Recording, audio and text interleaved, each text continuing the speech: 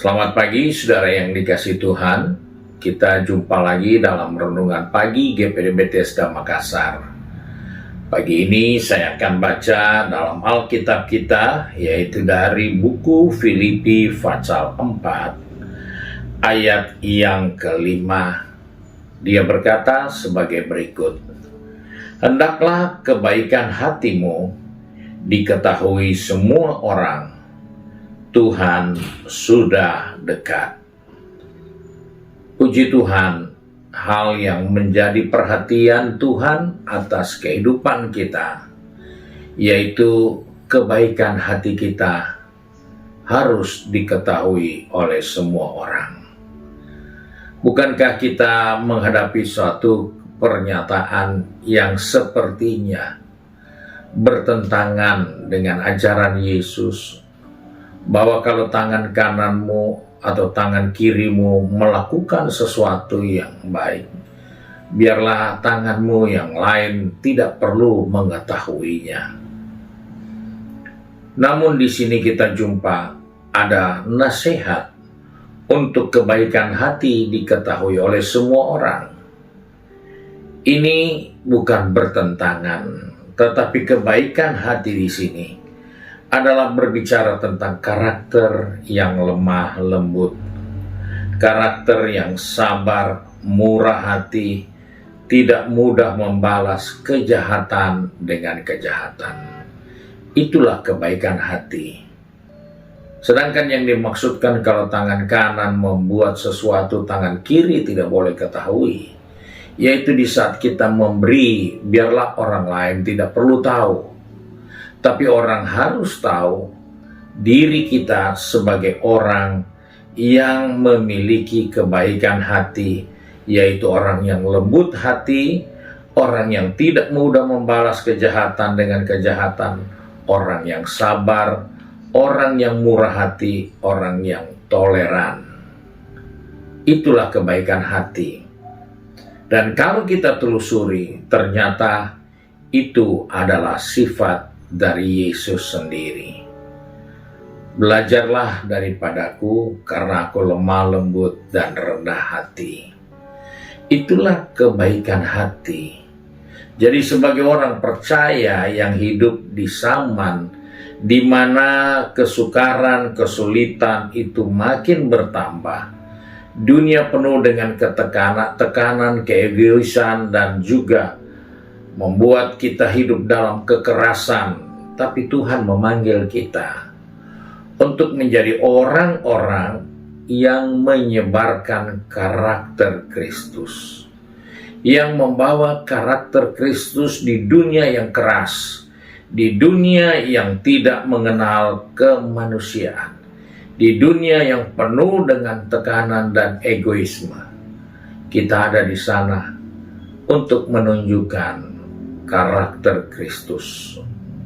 Dan ini harus diketahui oleh semua orang, bahwa orang-orang yang hidup di dalam Tuhan, dia bukan hanya menikmati kebaikan Tuhan, berkat Tuhan, perlindungan Tuhan, penyertaan Tuhan, pertolongan Tuhan, tapi orang itu juga harus memiliki karakter Yesus. Karena itu memperkuat bahwa benar kita ada di dalam Dia, yang dapat dilihat dari karakter kita. Ibaratnya kita seperti surat yang mudah dibaca dan dilihat oleh semua orang. Itulah kebaikan hati yang diingatkan oleh Rasul Paulus kepada jemaat di Filipi. "Biarlah kebaikan hatimu diketahui orang."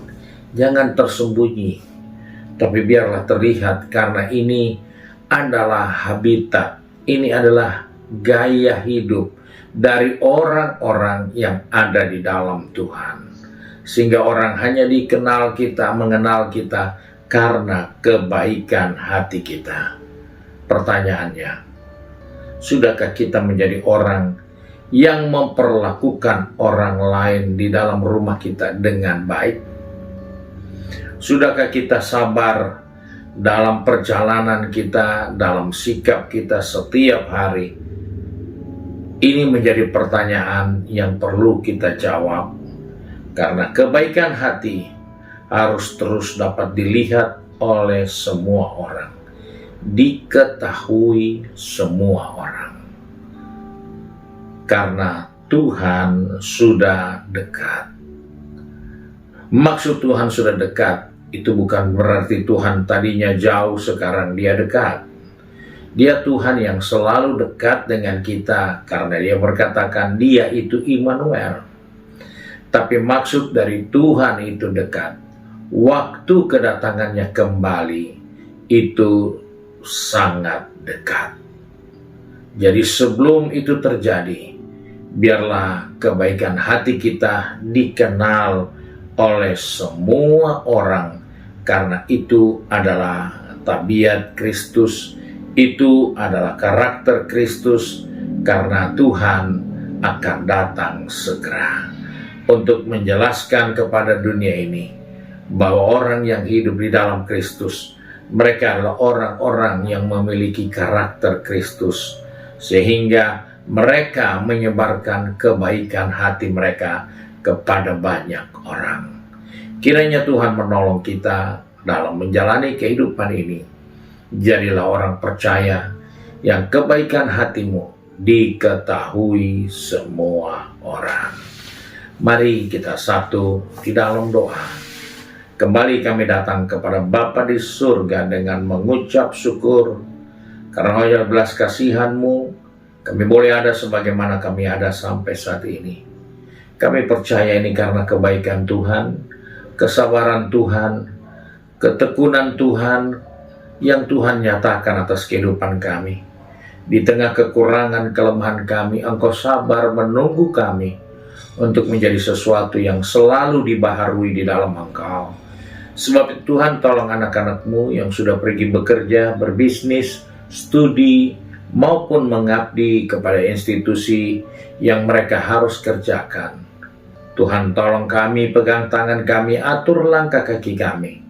Biarlah kebaikan hati kami diketahui oleh semua orang, karena Engkau tidak lama lagi akan datang.